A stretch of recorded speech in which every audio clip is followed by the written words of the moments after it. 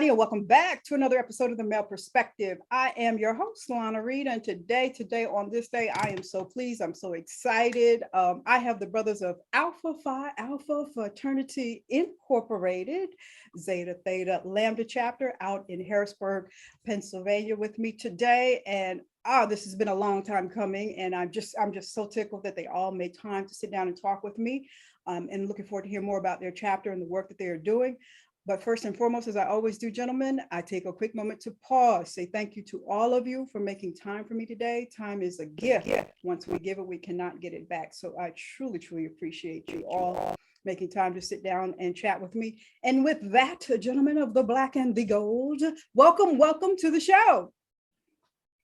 Thank you for having us. Thank you. Thank you so much. So as we get started, somebody just take the lead and tell me more about the history of your chapter. When did you get chartered and all of that good stuff? I'll begin. My name is Brother Kenneth Mickens II. I'm the president of the Zeta Theta Lambda Chapter of Alpha Phi Alpha Fraternity Incorporated. Seat held House 241. May 12th, 1955 is when we were chartered. We currently are a chapter of about 38 brothers. Very distinguished chapter, have a nice long lineage of brotherhood and service in our community. We actually won the PAC. The PAC stands for Pennsylvania Association of Alpha Chapters Chapter of the Year Award this year. So we've been doing a lot of good things in the community. And the brothers that you see here are very integral in our productivity in the community and what we all have achieved. So again, thank you for having us. Awesome. So 50, what year did I hear again? 1955 is when we were. All right, been around for a minute now, Now, as I was reading, getting ready for today's show, I think I read that your chapter sponsors two college chapters. What does that entail? You guys breaking up parties late at night and telling people to go study, or what's all involved with sponsoring some undergrads? Well, we do, and I'll actually let our chapter advisor speak to the bulk of this, but we do have responsibility for 𝗬𝗓𝗏. 𝗬𝗓𝗏 is the undergraduate Alpha chapter seated at Penn State University, University Park, Pennsylvania, and then Iota Sigma, which is actually a cluster of chapters, Millersville, Shippensburg. If I'm leaving a couple out, brothers, please help me out. But those are the main two that we see. We have our chapter advisors here that can speak a little bit about our support and the advising responsibilities. Chapter advisors? Yes, so as mentioned, well, good evening again, Ms. Reed. Thank you. As already mentioned from our President Mickens, we are elated that you have chosen us to be a part of this. But as being a chapter advisor, it's a great opportunity to be able to meet young brothers who are going through their college experience. They've been fortunate enough to join Alpha, and of course, this is a lifelong journey. So our responsibility is to kind of make that connection, to provide that guidance, to provide that mentorship. It's a great chance to be able to speak with them about, of course, what it is to be a man of Alpha, and of course, support them in their academic successes. We don't want to leave that out the equation. So we find ourselves meeting with them on a regular basis. Of course, they reach out to us if we can provide them any support in any way whatsoever. And the encouragement is hopefully once they leave their college chapter to join a graduate chapter. But we emphasize, of course, this is not an organization that focuses on, of course, just the social aspect of things. There's also a business lane that we want them to be aware of and to get accustomed to. There's a community to serve, and we always go back and reflect upon those values because we want them to know that this legacy of Alpha is a huge endeavor, and we want to see them all be successful of that. Fortunately, I'm the chapter advisor of Iota Sigma, and I'm going to now pass it to my other brother, Anthony Cox, who's the advisor of the 𝗬𝗓𝗏 chapter at Penn State. Thank you, Lena, for having us. And yeah, Brother Harris covered most of it, but a large part of it is really making sure that we're guidance for them, especially with both of our universities being predominantly white institutions. making sure they have mentorship and guidance to navigate that space as well. So some of it is also making sure we help them navigate this space that may be somewhat unique to them. So you gentlemen are all professional men. So my question, listening to the two of you talk, do you also help the undergrads transition into professional careers? Is that some of that involved as well, or no? Yes, that is. We actually have a kind of initiative called College to Career, which is basically for just that, making sure that we help them with securing internships, mentoring. I know that we both sit down with our college brothers when they get to their junior year and say, hey, what's next for you after college? Most of the people in the chapter I advised wanted to be engineers. And so we started, how do we get there? So there is a large part of that as well, helping them transition into the professional world as well. Okay, college to career. I had heard about the other programs Alpha has initiative nationwide. What is it? School, college? Help me out now. I'm 53 now. Come on now. What is it? Go to college. There you go. I heard it, but I didn't hear about the college to career one. Okay, that's awesome. All right. College life to corporate life, I believe, the formal name. College to corporate. Yep. College to corporate. Okay. All right. Okay. Loving y'all be doing this stuff. Well, I want to I have a short amount of time, and I want to talk about some of the community work that you gentlemen are doing in the Harrisburg area, and it's just so much of it. I wrote down a few of them as I was roaming around your website and social media, so I picked a few, and I'm going to just ask you guys to expound on what you do. Now, the first thing I saw is you recently were involved in an HBCU college fair. Did you take the kids to an HBCU, or was it at an event, or how did all of that play out? So you spoke about one of our national initiatives, Go to High School to College, and in order to kind of help implement that and put into practice, we held an HBCU college fair. And what we did is we partnered with Big Brother, Big Sister, who's one of our national partners, but we partnered with Big Brother, Big Sister Capital Region. And what we did is we it's kind of broken up into three prongs. Prong one was to allow them to kind of meet some of the different college representatives.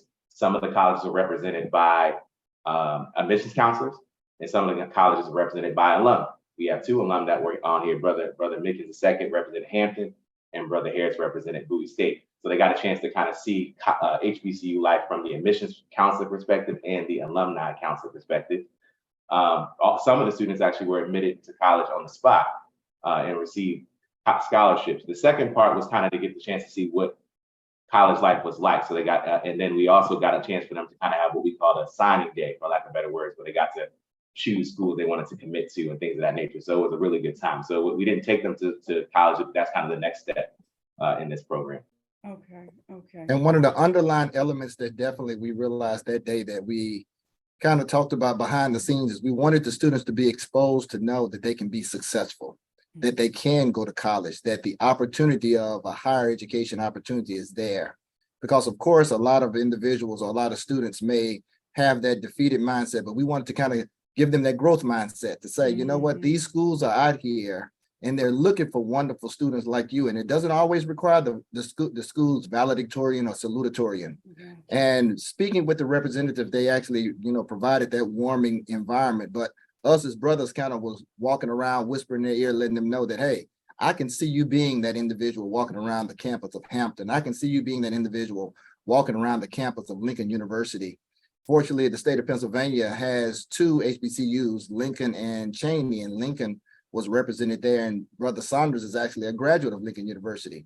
So we were able to kind of share with them the possibility of them being able to see themselves and create that vision of being a college student. Okay, great.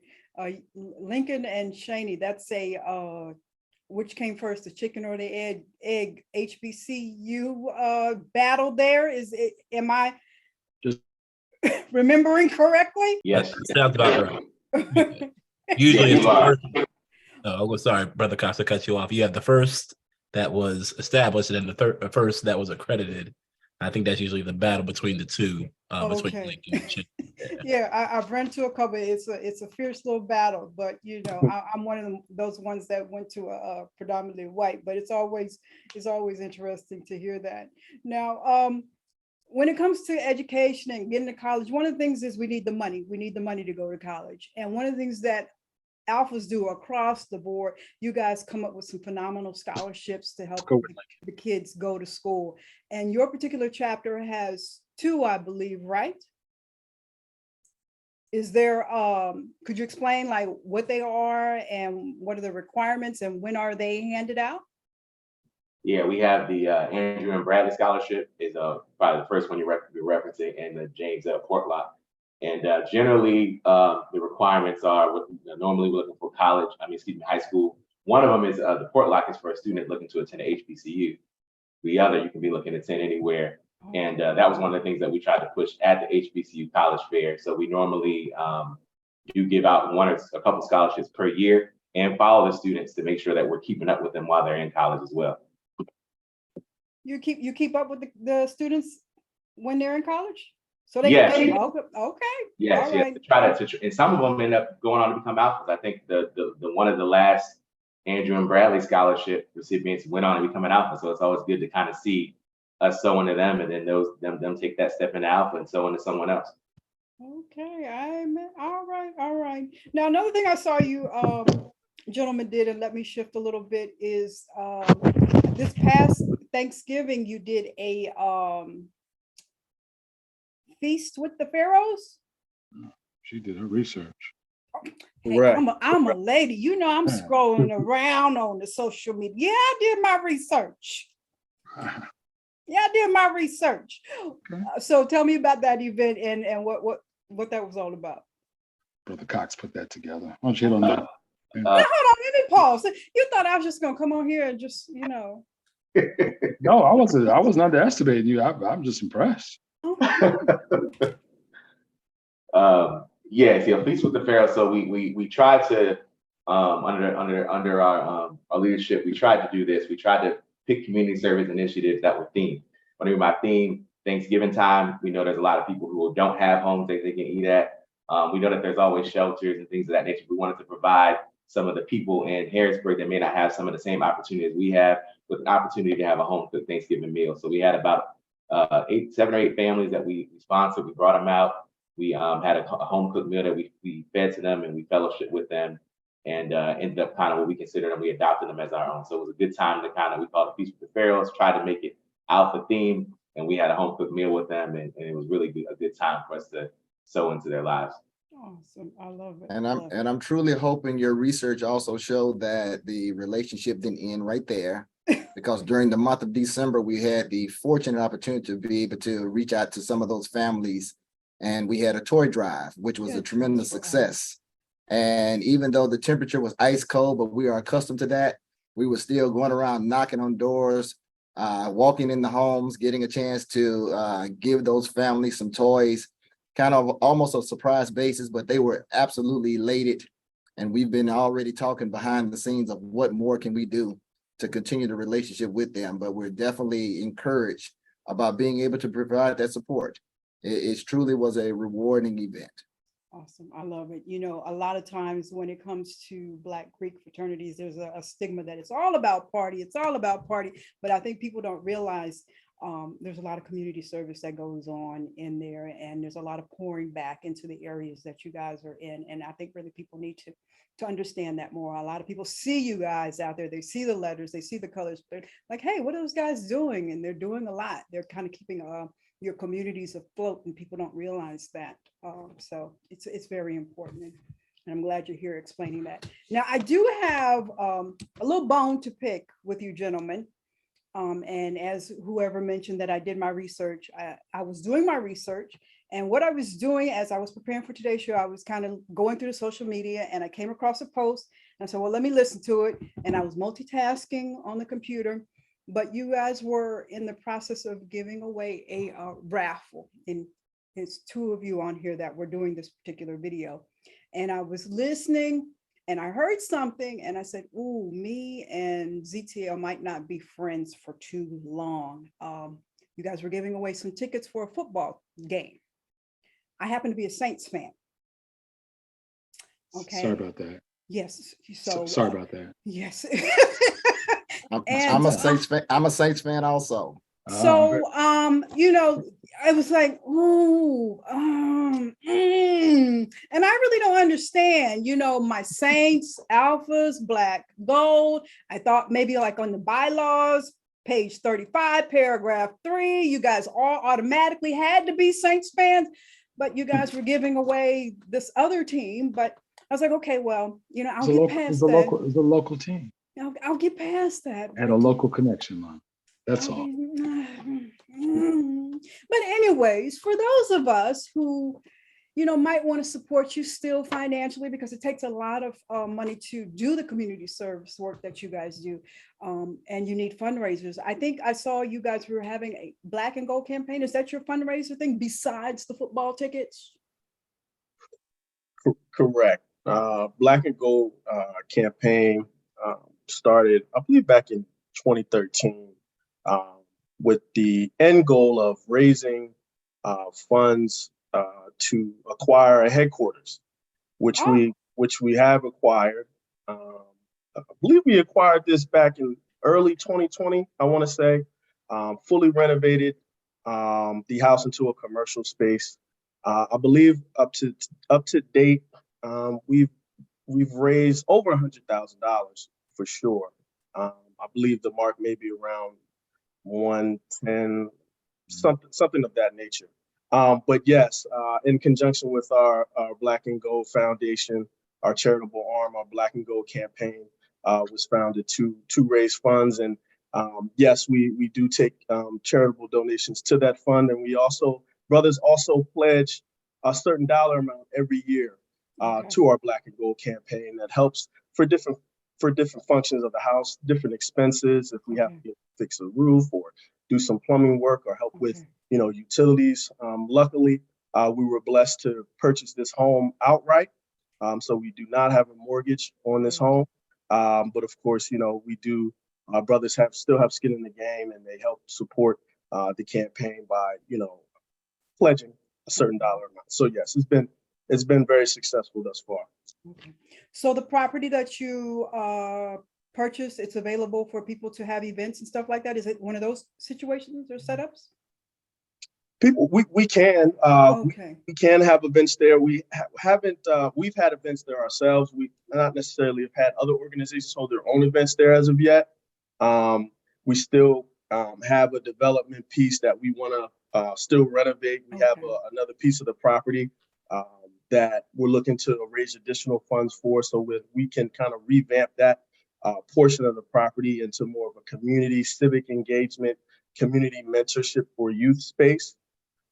So once we get completely done with the project, we'll have a lot more things that we can offer in services for the community. Okay, awesome. You mentioned something, mentorship for youth, and I forgot something I wanted to ask you. I saw you gentlemen, I think it was past January, you had you went to a school, you were you partnered with a school, and you had a program. And I said, wow, that's amazing. I think that should be in a lot of schools. You talked about relationships and toxic masculinity. How did that go over with the kids? It went over well. One of our other national programs we have is called Project Alpha, and the goal of that is to really address some of those tough topics that we have to have on young men. And it went really well. The children were very open. We got a chance to talk about what is it like being the oldest child if you come from a family where you come from a single mother household and you're expected to step into a male role or father role in some circumstances, or the opposite. You come from a very strong developed family and you're expected to live up to these certain expectations. So the students were really open with us, and it was a really great, just kind of one-on-one conversation. I think that really got to the crux of what Project Alpha is about. Okay, some future alphas in the making there, I'm assuming. Absolutely. Okay, well, let me shift gears here a little bit and get a little nosy personally with some of you. As human beings, we're supposed to evolve. Hopefully, we're supposed to evolve, and we're supposed to grow, and we all go through seasons in life. I'm not sure how many of you that I have with me pledged undergrad, but if you okay, so reflecting back, like as the years pass, in meaning, in purpose, being a man of Alpha, how is that grown for you? How's it changed for you being a man of Alpha? From being an undergrad to what it is for you now? Well, Brother Saunders raised his hand, but I can start. It was, I felt very fortunate, number one, in stepping my freshman year at Alcorn State University back in Mississippi. Can you hear me? Yes, you're back now, brother. And having a chance of just kind of seeing these guys from afar, and then, of course, having the opportunity to join the organization. Again, very fortunate. I wasn't the party guy. I was the guy kind of trying to find myself.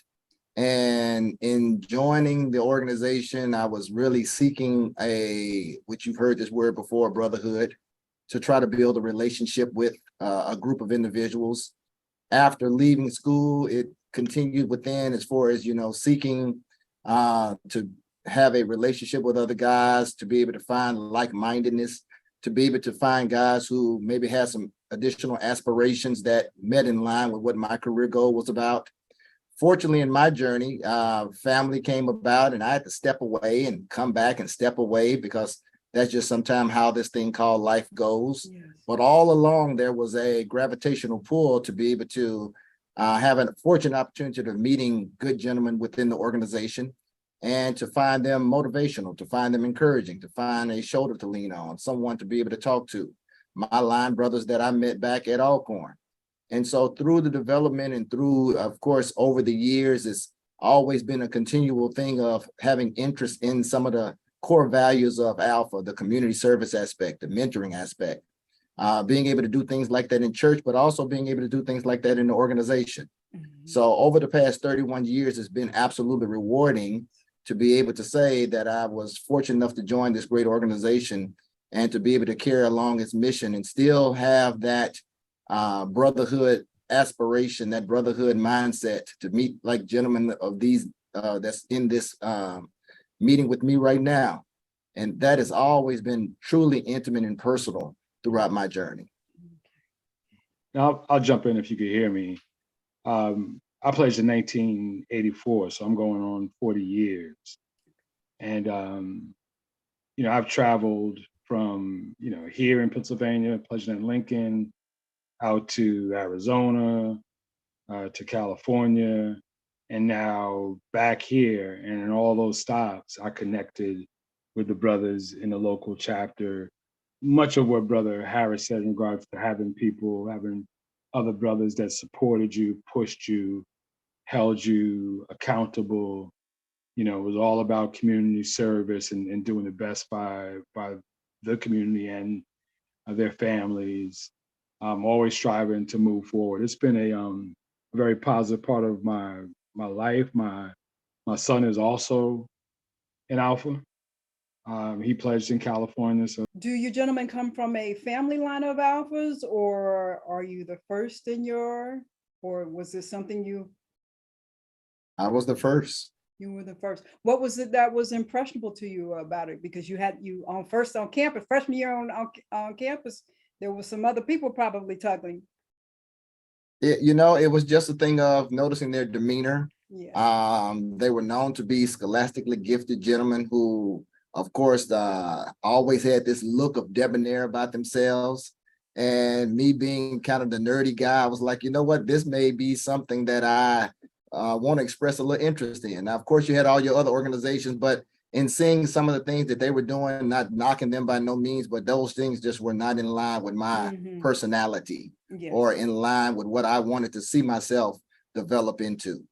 I had some gentlemen from my hometown who were Alpha, and I looked at them as being very well respected gentlemen in the community. Okay. And so I had one gentleman who kind of was like an older brother to me, and I didn't know until after a certain period of time that he actually was a man of Alpha. And so I really felt as though, maybe if I can actually express interest and be fortunate enough to be a part of this, maybe I can continue carrying that legacy on in my hometown, and of course, to be able to evolve myself personally and professionally.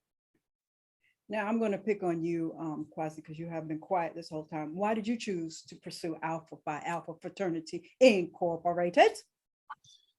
That's a great question. I think for me, it's different because I joined as through the Alumni Chapter, but I also joined, I guess I would say, at a more later age, at the age of 38. So I'm actually going on 2 years now being part of the fraternity. But for me in particular, I was living in the area of Harrisburg for some time, always trying to connect with like-minded professionals, men for that matter, Black men for that matter, who are actually looking and doing work and engaging within the community.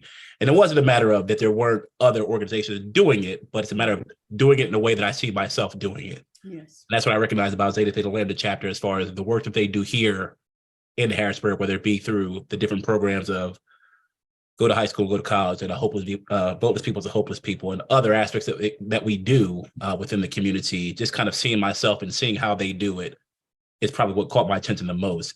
It did not hurt that my sister is an AKA out of Philadelphia, so that was also that part as well too.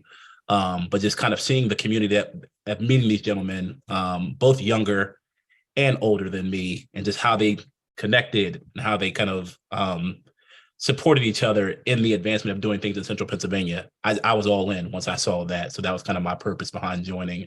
And I'm glad I did, because I see it come to fruition after being on the other side and being part of the work that we do here in the Harrisburg area. Awesome, amazing. Now you mentioned something, we go through these seasons in life, and the reality is a young guy, 18, 19, 20, while he's in college, he might say, fraternity life is not for me. But once he gets out, late 20s, 30s, he might say, this is something that I want to belong to. So what requirements, how does that go? How does that transpire for a man to join the organization later in life versus in college? What's required? So I'll speak for, and if others want to jump in, that's fine too as well. But I know that for the criteria for Alumni Chapter, the first thing is you have to be a college graduate from a four-year institution. That's number one. And then from there, it's more or less kind of recognizing kind of the, I guess, not to say your professional status, but some of the things you do that you're involved in, kind of what work are you doing before you joined Alpha that makes you, I guess, a representative or a better representative of being a part of the organization for that matter too. There are things related to, your background check. So there's certain things that you can't have in your criminal background that would kind of put a damper on being a part of a fraternity like Alpha Phi Alpha Fraternity Incorporated. And there's other pieces as well too from an alumni standpoint. But from an undergrad standpoint, I'd have to have one of the other brothers to speak to that as far as those details. Okay, because it is a brand, we have a group philosophy we have to uphold. So yeah, well, I guess I'll address the undergrad. From the undergrad standpoint, you have to have a 2.5 GPA and be have completed your first semester. So you have to be a second semester freshman. Obviously, some schools have different specific rules. Some schools still can override that and say, hey, you can't join as a freshman, but at least overarching Alpha, you look for a 2.5 GPA, obviously commitment to scholarship, commitment to community work. And that's kind of the start to the journey from there. Community work. I forgot to mention, you also have to be a registered voter. So you do have to be a registered. Okay. Correct. Being obviously us championing voter registration, voter education, you can't not be a registered voter and still be doing that. So we have to be, whatever party you choose is your party, but you have to be a registered voter to join the fraternity as well. Okay, can't be knocking, or what is it? Voteless people is the hopeless people, and you're not registered to vote. Okay, it makes sense. All right. Well, I think I have one more question here, unless something else pops up to mind. I saw some of the lines that had crossed in your chapter. I think it was on your Instagram post, and it made me think. I had a conversation years ago with a lady.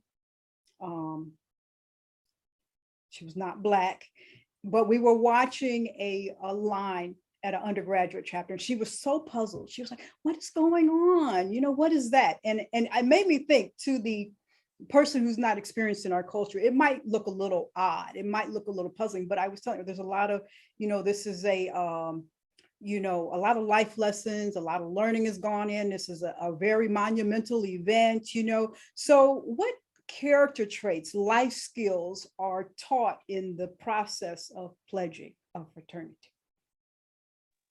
that people Let need me- to understand? Let me jump in there on that. New chapter. I would say dealing with pressure, Mm, working as a team, time management. I mean, because you're still, while you're going through all that you're going through, you're still, you're still going to school. mhm. I'll open it up for others to add in on that. Yeah, I'll jump in. I think a big part of it is, as Brother Saunders already mentioned, for not just time management, but kind of navigating adversity, because all these things that we're learning during this process is teaching us to be better leaders and better advocates for our community.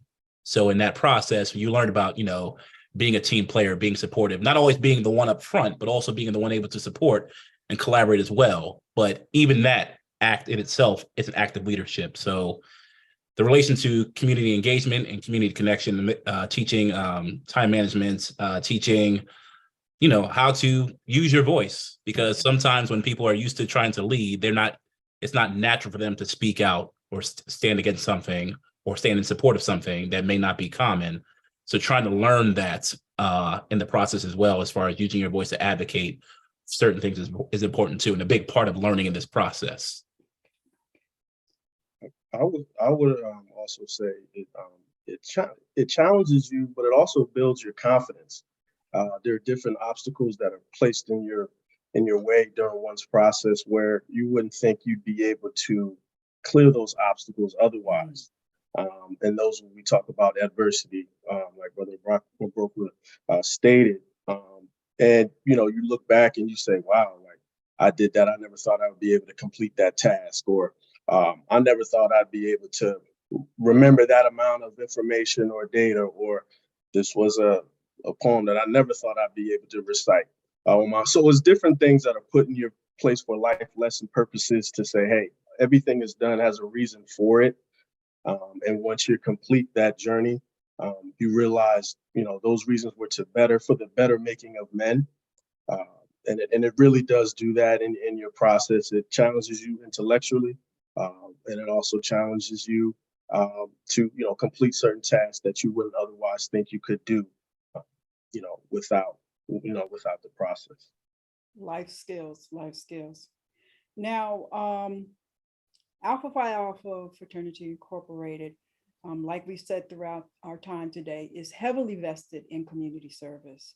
And that whole process of not only doing the community service, preparing for it, raising the funds, that's a lot of work. That's a lot of work on your shoulders. My question to you, gentlemen, is as a brotherhood, how do you guys pour into each other and mentally shore each other up and support each other and kind of keep each other pushing forward? Because you guys are carrying a lot of stuff, a lot of work to be done.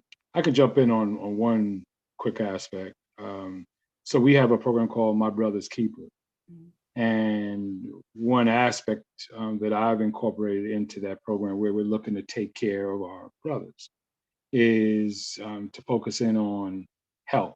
Okay. So we had our third men's health webinar a couple of weeks ago, and we talked about physical health, about getting your screenings and exercise and eating right.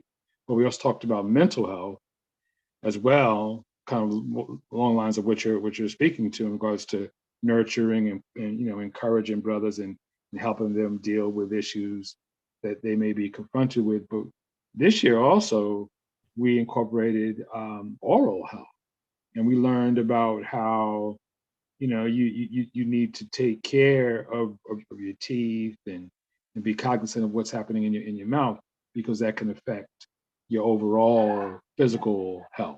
Okay. There may be other things that other brothers want to bring up in that regard. I'll just add, as alphas, we try to, maintain an iron sharpens iron approach. And part of that is, all of us here are professionals and doing well in our profession. And most of the time, in most of our professional spaces, we don't see other people that look anything like us. So Alpha is what I consider a safe space. We ask, how do we keep each other motivated, encouraging, being around each other, spending time together, fellowshipping, talking about things that may be happening at work, challenges you may be encountering. And maybe one brother has encountered a challenge that I'm now encountering, my workplace. So that's a large part of it as well. Being that iron that can sharpen that iron that's next to me. And we find ourselves doing outings together. We go to dinner together. We may go to breakfast together. We may meet up at a sporting event. We're talking about over the summer possibly taking trips, maybe going to a museum or some other significant places. We celebrate each other events. We were fortunate enough even just on Sunday to celebrate a brother's graduation.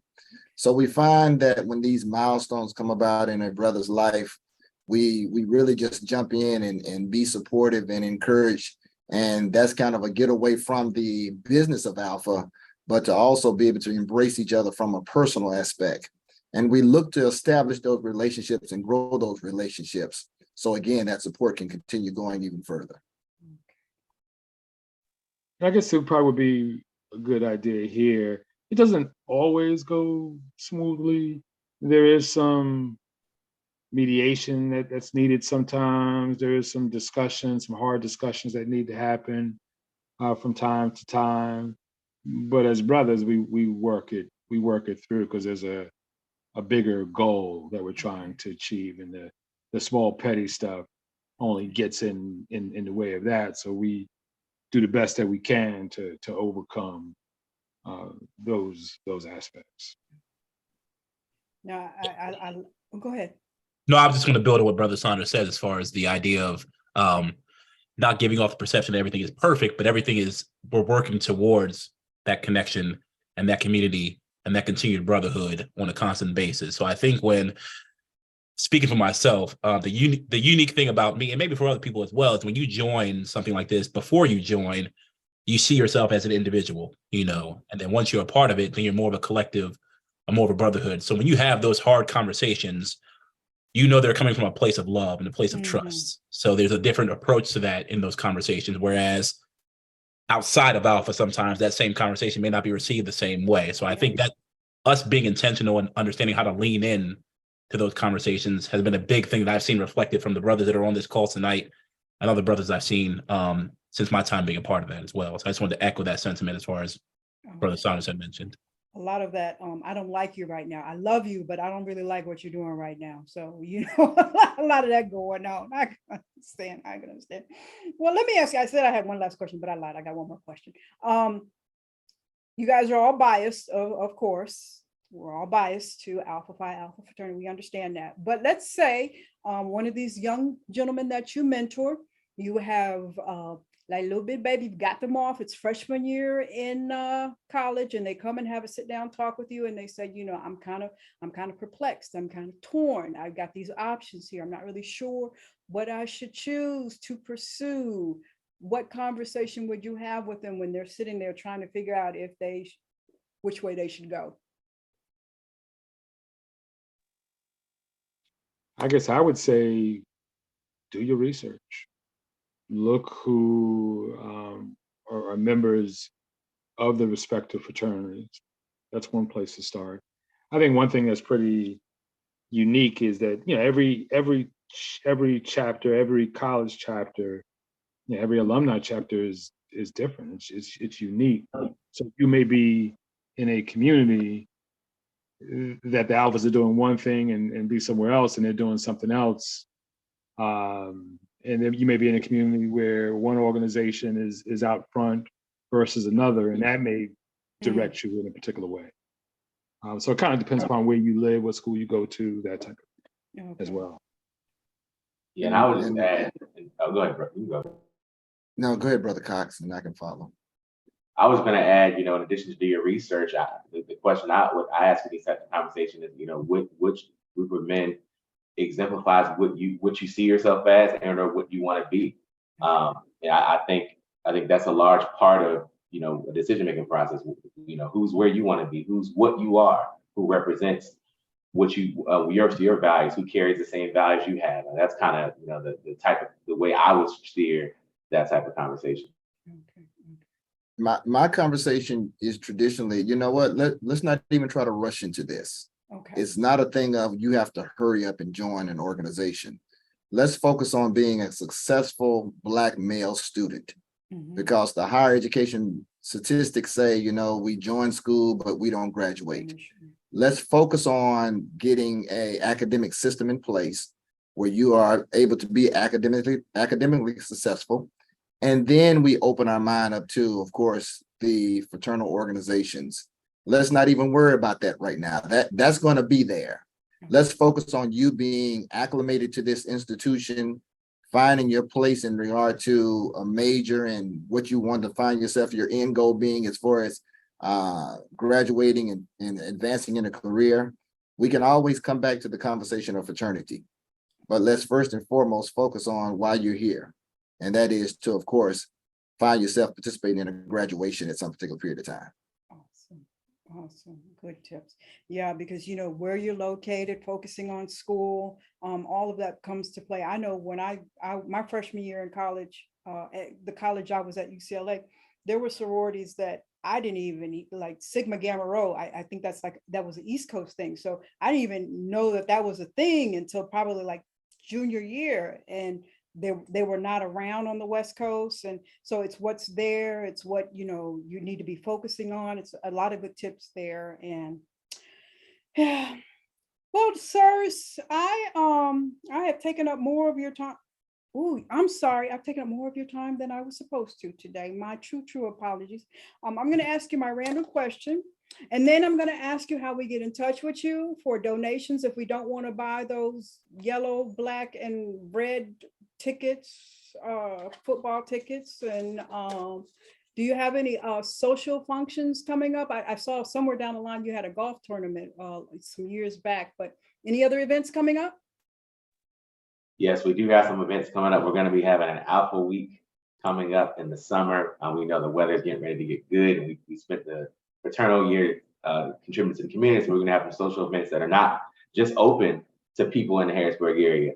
We're looking at doing some brunch functions to raise some money for scholarships and just fellowship. We're going to be looking at doing a poetry night, a karaoke night, paint and sip, just a lot of different series of things that are coming. So we will definitely have those events broadcasted on our social media as well. Some cultured brothers, some paint and sip. Okay. Y'all go. How far is Harrisburg from Philly? About 2 hours, I would say. Oh yeah. Okay. Yeah, hour 45 minutes if you were. Yeah. Depending on how fast you drive. Yeah, an hour and a half. Yeah, hour and a half if you're doing it. So the Some brothers here by hour and a half. So the closest the next Alpha Alumni Chapter to you is how far away? It would probably, Philly or Montgomery County, so about an hour and 30 minutes away. Or even the Baltimore chapter might be closest. That's true. Because Baltimore is actually closer in distance. Okay. That's true. I forgot about that. That's true. Okay, so I'm gonna pull my random question, and then whoever wants to take it can take it. If you don't like it, then I'll pull another one for the next few gentlemen, because I'm not used to having this many on the show. So let's see what we got. Not that one. Not that one. I'm just joking. When it comes to toilet paper, is it over or under? Over. Who said over? Oh, okay. Okay. All right. Mm. Next, you want another one? What are you smiling, Mr. Cochran? That was an easy one. I thought there was some more loaded. So that was the obvious one. That was a random question. You just got me. You want another one? Yeah. I was waiting for the one that so said under, so I could judge them appropriately, but nobody said under, so we got it. No, they're just laughing. They're not saying anything, so we don't really know yet. Hold on a second. These might not be your brothers after tonight. Hold on a second. Let me see. What is it, over or under? Oh, over. For me, I say That was a unanimous over. Yes. Yeah. I'm gonna ask one more question. Y'all a little suspect there. Like, hold on, let me see what he says, and then I'm gonna say what he said. What is one thing you always procrastinate on? I'll be honest, for me, it's getting up. I probably hit my snooze button about 15 to 20 times a morning. So I'll be transparent on that. Anybody else? It's filling my gas tank, I'll say. I'll let that thing get to right above that golden E, that line. I'm right there with you on that. I know exactly how many miles I can go when it hits E. and I squeeze it in. We have a fraternity brother who will remain nameless, who routinely runs out of gas. But Well, that's what he has you guys for. That's why. I don't need AAA. I have my brothers. It's clearly part of his life routine is running out of gas. So is he? I mean, you know, he's nameless. He's nameless, but is he on the Zoom call? Perhaps no. No, he's not. Oh, okay. I was gonna pick one of y'all, figuring out who was. Not me. Gas up in Harrisburg is $2 and something. We wish. Oh, we wish. Oh man. Come on. Where are you at? Let me see. You must be Something like that. Yeah, let us know your connection if you got $2 gas. Yeah. Really? $3 for real? Yeah, we're depending on where you go. You know, you could pay anywhere from $3.40 to $3.80 to 90 cents, depending on where you go. Yeah. Well, in doing our homework about you, are you in California? I'm in LA, yeah. Because we did do a little Y'all reverse did a homework. little something on me too. Okay, so we all doing the back and forth research. Yeah, you know, no, so it's $4 and some change here. But yeah, I figured that. You know, but see, me being biased for California, everybody else has to be $2. I mean, everybody else is $2, but not okay. All right. Learning something new every day. I have never even passed through, I don't think in all my travels, I don't think I've ever passed through Harrisburg. I might have to. Gotta come on. Yeah, you know I might have to come through and see you got y'all. 5 brothers right here. Yeah, I might have to come through and see y'all and give some of my donations at your fundraising and stuff like that. And I'm gonna bring a whole bunch of Saints jerseys just because. Just because. We'd have been all right. We'd have been, as long as nobody's a Cowboy fan. No. No, I don't hear. No. Okay. All right. I said, okay. We're all right. No. We all right. We workable. Well, gentlemen, I'm so proud. Yeah, I know y'all hear it all the time. I'm so proud of y'all. I'm so impressed with y'all. I just love when I see my brothers pouring back into the community, because it is such an impact. It's such, especially for the young kids, when they see brothers out there rolling up their sleeves and putting in the work, because sometimes they feel like nobody cares. The lives that you're touching, especially with the adopting the families for the Thanksgiving dinner, you know, is sometimes you just feel like a lost voice, and where am I going to get some help from? And dun, dun, dun, dun, Alpha Phi Alpha with their capes on, here we are to save the day. It's just so phenomenal. I mean, and sometimes it's a thankless job. So you have Lana over here saying thank you. I love you guys for what you're doing, what you stand for. Thank you very much. The need is great. Gentlemen, I thank you all for your time today, and I wish you nothing but continued success and impact on people's lives, old to young, and nothing but the best from little Lana. Thank you guys for your time. Thank you. Thank you. Thank you. That is all for this week's. That's all for this week's episode of The Male Perspective. I'm your host, Lana Reed, and I will see everybody next time.